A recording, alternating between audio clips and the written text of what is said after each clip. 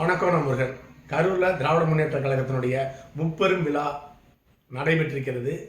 அது தோல்வியில் முடிந்திருக்கிறது என்று திராவிட முன்னேற்ற கழகத்தினுடைய தலைவர் முதலமைச்சர் மு க ஸ்டாலின் அவர்கள் உணர்ந்திருக்கின்றார். அதை பற்றி சுருக்கமாக பார்க்கலாம்.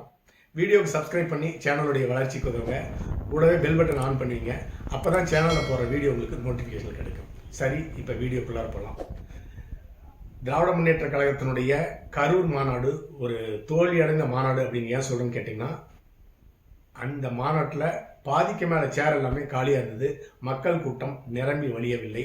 அதுதான் அந்த மாநாட்டினுடைய தோல்வி என்பதற்கு சான்றாக தெரிகிறது. அடுத்ததாக இந்த மாநாட்டுக்கு 200 ரூபாய் கொடுத்து இளைஞர்களையும் அழைச்சிட்டு வந்துருக்காங்க. அதாவது தாத்தா பாட்டியை கூட்டிகிட்டு வந்திருக்காங்க. லாரியிலும் டெம்போலையும் சாரசாரியாக அவங்க மட்டும்தான் வராங்க. இளைஞர்களும் பெண்களும் மிகப்பெரிய அளவில் அந்த மாநாட்டுக்கு வரவில்லை. அடுத்ததாக திராவிட முன்னேற்ற கழகத்தினுடைய கட்சிக்காரங்களும் பணம் கொடுத்து வந்த தாத்தா பாட்டி மட்டும்தான் அந்த மாநாட்டில் இருக்கிறாங்க. மிகப்பெரிய அளவில் அந்த மாநாடு தோல்வி அடைந்திருக்கிறது என்று எடுத்துக்கொள்ள வேண்டும். அடுத்ததாக திராவிட முன்னேற்ற கழகம் 2026 சட்டமன்ற தேர்தலில் எப்படிப்பட்ட வெற்றி பெறப்போகிறது அப்படிங்கிறதுல இந்த மாநாட்டினுடைய கூட்டத்தை கொண்டே நன்றாக தெரிந்து கொள்ளலாம். சரி, இந்த மாநாட்டை முதலமைச்சர் மு க ஸ்டாலின் அவர்கள் கரூரில் நடத்த ஏன் விருப்பப்பட்டான்னு கேட்டிங்கன்னா, அங்கே தான் திராவிட முன்னேற்ற கழகத்தினுடைய நம்பிக்கை நட்சத்திரம், ஸ்டாலின் அவர்களுடைய நம்பிக்கை நட்சத்திரம் செந்தில் பாலாஜி இருக்கிறாரு. செந்தில் பாலாஜி அவர்கள் மிக திறமையானவர், மிகச்சிறந்த அரசியல்வாதி. எத்தனை 100 கோடி ரூபாய் கொடுத்து வேண்டுமானாலும் வெற்றி பெறுவதற்கு அனைத்து வழிகளும் ஏற்பாடு செய்யக்கூடியவர். ஃபீல்டு இறங்கி வேலை செய்யறது, கூட்டத்தை நல்லா கூட்டுவார், மாநாட்டை நல்லா கூட்டுவார். தாத்தா பாட்டியெல்லாம் கூட்டிகிட்டு வந்து மண்டபத்தில் கூட அடைச்சி வச்சு வெற்றி பெறுவதற்குண்டான அனைத்து பணியும் செய்வார். அதனால் கரூர் மாநாடு ஒரு மிகப்பெரிய பிரம்மாண்ட மாநாடாக திராவிட முன்னேற்ற கழகத்தினுடைய ஆட்சிக்கு ஒரு மணிமகுடமாக இது இருக்க போகுது அப்படின்னு சொல்லிட்டான். இந்த மாநாட்டை கரூரில் நடத்த செந்தில் பாலாஜிக்கு வாய்ப்பு கொடுத்துருக்காரு. அப்படி இருந்தும் செந்தில் பாலாஜி ஏமாற்றவில்லை. இறங்கி எல்லா வித்தையும் காட்டியிருக்கிறாரு. ஆனால் மக்கள் கூட்டம் அங்கே வந்து சேரவில்லை. இளைஞர்கள் கூட்டமும் பெண்கள் கூட்டமும் கரூருடைய திராவிட முன்னேற்ற கழகத்தினுடைய முப்பெரும் விழாவுக்கு வரவில்லை.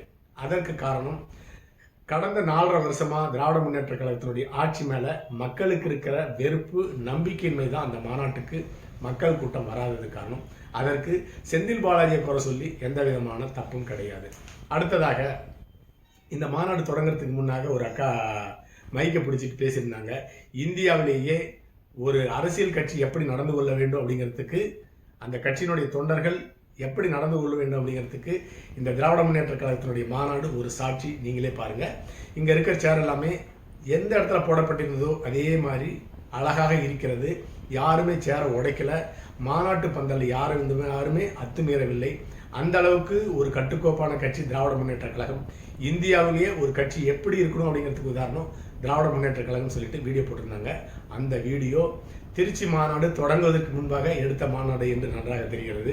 ஆனால் அந்த மாநாட்டில் முதலமைச்சர் மு க ஸ்டாலின் அவர்கள் பேசும் பொழுதும் செந்தில் பாலாஜி அவர்கள் பேசும் பொழுதும் சேர வரிசையாக ஒவ்வொருத்தரும் எடுத்துகிட்டு போகிறாங்க.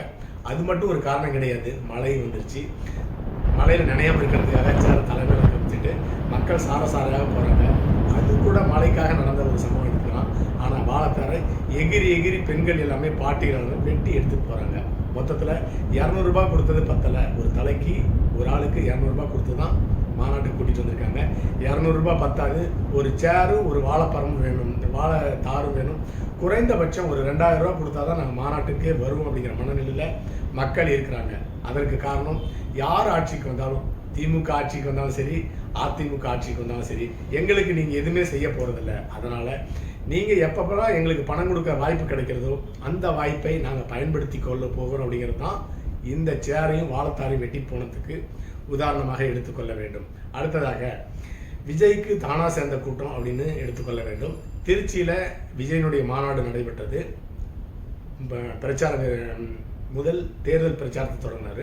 அந்த தேர்தல் பிரச்சாரத்திற்கு விஜய் பணம் கொடுக்காமே ஏராளமான பெண்கள், இளைஞர்கள் எல்லாமே கூட்டமாக, இளைஞர்கள் பட்டாளம் மட்டும் இல்லை, சிறுவர்கள் பட்டாளம் வந்திருந்தாங்க. அதற்கு காரணம், விஜயை சினிமாவில் மட்டும்தான் பார்த்துருக்கோம், நேரில் ஒரு தடவை பார்த்தலான்னு வந்த கூட்டமாக இருக்கலாம்.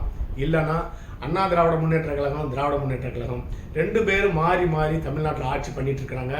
3ஆவதாக ஒரு வாய்ப்பு இல்லாதனால தான் இவங்க எல்லாம் அதிமுகவும் திமுகவும் கடந்த 50 வருஷமாக தமிழ்நாட்டை நாசம் பண்ணிட்டு இருக்காங்க. அதற்கு ஒரு மாற்றாக விஜய் வரணும்னு மக்கள் நினைச்சிருக்கலாம். அதனால தான் கூட்டமாக திருச்சியினுடைய தமிழக வெற்றி கழகத்தினுடைய முதல் தேர்தல் பிரச்சார கூட்டத்துக்கு வந்திருந்தாங்க. அதனுடைய வெளிப்பாடு பணம் கொடுக்காமே நாங்கள்லாம் வந்து சேர்ந்துருக்கோம் அப்படின்னு அவங்க தெரிவிச்சிருக்காங்க. ஆனால் கரூரில் நடைபெற்ற திராவிட முன்னேற்ற கழகத்தினுடைய கூட்டத்திற்கு 200 ரூபாய் பணம் கொடுத்தாலும் வர்றதுக்கு மக்கள் இல்லாததுக்கு காரணம் ஆட்சிக்கு எதிரான மனநிலையிலிருந்து தான் அதற்கு காரணம். அடுத்ததாக விஜயனுடைய மாநாட்டுக்கு ஏராளமான கட்டுப்பாடுகள் விதிக்கப்பட்டு கொண்டே இருக்கிறது. வர சனிக்கிழமை இன்னும் வேற ஒரு மாவட்டத்தில் பேச போறாரு. அப்படி கட்டுப்பாடு விதிப்பதற்கு காரணம் தன்னுடைய மகனுக்கு போட்டியாக விஜய் மிகப்பெரிய வளர்ந்து கொண்டிருக்கிறார். உதயநிதி ஸ்டாலினுக்கு எதிராக எதிர்காலத்தில் தமிழக வெற்றி கழகத்தினுடைய தலைவர் விஜய் அவர்கள் வளர்ந்துவிடக்கூடாது அப்படிங்கிறதுல மிக கவனமாக இருக்கிறோம் அப்படிங்கிற பேரில் காவல்துறையை வச்சு தினமும் 10 கண்டிஷன் போட்டு அவருக்கு மாநாட்டுக்கு உண்டான பிரச்சாரத்துக்கு உண்டான வழிவகையை தடுத்துக்கிட்டு இருக்காங்க. அதுவே மிகப்பெரிய பேக் ஃபயராக மாறி இருக்கிறது. அதனால தான் விஜய்க்கு திருச்சியில் அவ்வளோ பெரிய கூட்டம் ஏற்பட்டிருக்கிறது என்று எடுத்துக்கொள்ள வேண்டும். அடுத்ததாக அந்த மாநாட்டில் முதல்ல மைக்கு கட் பண்ணாங்க. அதுவும் ஆளுங்கட்சியினுடைய கைவண்ணம் எடுத்துக்கொள்ள வேண்டும். அடுத்ததாக இரண்டாவது நடைபெற்ற கூட்டத்தில் கரண்டை கட் பண்ணாங்க. மூணாவதாக மாநாட்டுக்கு நடுவே கூட்டத்தினுடைய ஆம்புலன்ஸ் விட்டாங்க. இதெல்லாமே மக்கள் பார்த்து கொண்டிருக்கிறார்கள். இதற்கு கண்டிப்பாக திராவிட முன்னேற்ற கழகம் நினைச்சிட்டு இருக்காங்க. இதன் மூலமாக விஜயனுடைய வெற்றியை தடுத்து விடலாம் நினைக்கிறாங்க. கண்டிப்பாக அது நிச்சயமாக மக்களுடைய மனதில் திமுகவை பற்றி ஒரு தவறான ஒரு எண்ணத்தை தான் மக்களுடைய மனதில் பதிவு செய்யும். இந்த தேர்தலில் 3 வகையான பிரச்சாரத்தை அரசியல் கட்சிகள் எடுத்திருக்காங்க. ஒன்று அண்ணா திராவிட முன்னேற்ற கழகம். அண்ணா திராவிட முன்னேற்ற கழகத்தினுடைய தலைவர் எதிர்க்கட்சி தலைவர் எடப்பாடி பழனிசாமி அவர்கள் ஊராக போய் பிரச்சாரத்தை மேற்கொண்டிருக்கின்றார்.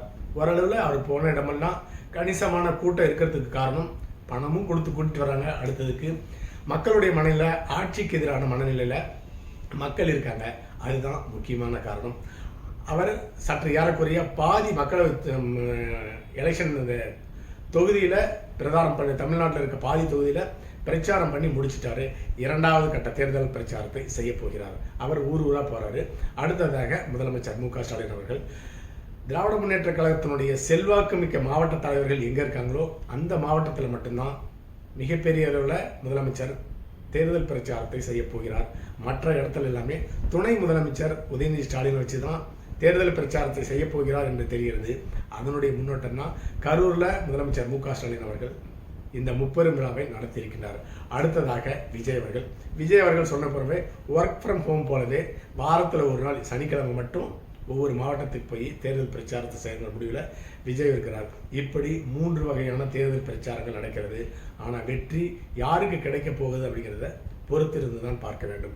அடுத்ததாக ஆன்டி இன்கம்பன்சி. திராவிட முன்னேற்ற கழகத்தினுடைய ஆட்சி 4.5 வருஷமாக தமிழ்நாட்டில் நடந்துட்டு இருக்கு. ஒட்டுமொத்தமாக மக்களுடைய மனநிலை ஆட்சிக்கு எதிரான மனநிலையில் தான் மக்கள் இருக்காங்க. எப்போ தேர்தல் வரும் ஓட்டு போட்டு திராவிட முன்னேற்ற கழகத்தை வீட்டுக்கு அனுப்பலாங்கிற மனநிலையில் மக்கள் இருக்கிறாங்க. அதனுடைய வெளிப்பாடு தான் திராவிட முன்னேற்ற கழகத்தினுடைய கூட்டம் சேரவில்லை. அடுத்ததாக ஊடகங்களை வச்சு தங்களுடைய ஆதிக்கத்தை செலுத்தி கொண்டிருக்கிறார்கள் திராவிட முன்னேற்ற கழகம். எந்த அளவுக்கு அது கை கொடுக்கும்னு பொறுத்திருந்து தான் பார்க்க வேண்டும். தமிழக வெற்றி கழகத்தினுடைய தலைவர் விஜய் அவர்கள் சொல்லியிருக்காங்க, திமுக தன்னை பார்த்து பயப்படுகிறதுன்னு சொல்லிட்டு விஜய் சொல்லியிருந்தாரு. அதற்கு எதிர்வினை ஆற்றிய திராவிட முன்னேற்ற கழகத்தினுடைய தலைவர்கள் எல்லாமே நாங்கள் இதே போல ஏராளமான தலைவர்களை பார்த்துருக்கோம், விஜய் பார்த்து பயப்பட வேண்டிய அவசியம் எங்களுக்கு இல்லை அப்படின்னு சொல்லியிருந்தாங்க. அவர்கள் பார்த்து பயப்படுகிறார்கள் அப்படிங்கிறதுக்கு உதாரணம் தான் விஜய்க்கு திருச்சியில் கூடிய கூட்டம். அதே போலவே ஒவ்வொரு கூட்டத்திற்குமே ஏராளமான கட்டுப்பாடுகளை விதித்ததும் விஜய் பார்த்து பயந்ததினால்தான் அப்படிப்பட்ட கட்டுப்பாடுகள் விதித்திருக்கிறது. அடுத்தது இன்னொரு மிகப்பெரிய பலம் திராவிட முன்னேற்ற கழகத்தை என்னன்னு கேட்டிங்கன்னா பாரதிய ஜனதா கட்சியினுடைய எதிர்ப்பு. பாரதிய ஜனதா கட்சியினுடைய மதவாத எதிர்ப்பு அப்படிங்கிறத திராவிட முன்னேற்ற கழகம் கையில் எடுத்திருப்பது மிகப்பெரிய பலமாக திமுகவுக்கு 2026 சட்டமன்ற தேர்தல் அமையும். திருமாவளவன் அவர்களுடைய கட்சி ஓட்டு, அந்த மக்களுடைய ஓட்டு கண்டிப்பாக திமுகவுக்கு கிடைக்கும். கிறிஸ்துவர்கள், முஸ்லிம்கள் இந்த ஓட்டு எல்லாமே சிந்தாமல் சிதறாமல் 2026 சட்டமன்ற தேர்தலில் திமுகவுக்கு கிடைக்கும் அப்படிங்கிற எந்த விதமான சந்தேகமும் இருக்க முடியாது. அடுத்ததாக திமுக ஜெயிக்கிறதுக்கு இன்னொரு ஆப்ஷன் இருக்கு.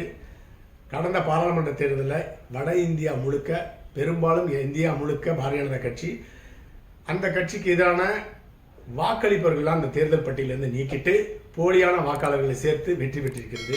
அதை போன்ற ஒரு முயற்சியை திராவிட முன்னேற்ற கழகம் இப்பயே தொடங்கினா 2026 சட்டமன்ற தேர்தலில் திமுக வெற்றி பெறுவதற்கு வாய்ப்பு இருக்கிறது.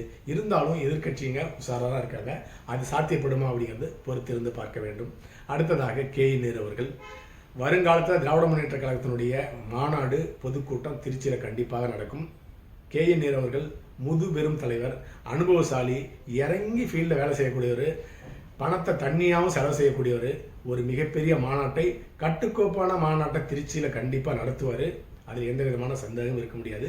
அப்படிப்பட்ட இடத்துல மு.க. ஸ்டாலின் அவர்கள் தன்னுடைய மாநாட்டை தொடங்கியிருந்தால் இன்னும் நன்றாக இருக்கும். பொறுத்திருந்து பார்க்கலாம். 2026 சட்டமன்ற தேர்தலுக்கு இன்னும் சில மாதங்கள் தான் இருக்குது. அடுத்த பதிவில் சந்திக்கலாம். நன்றி.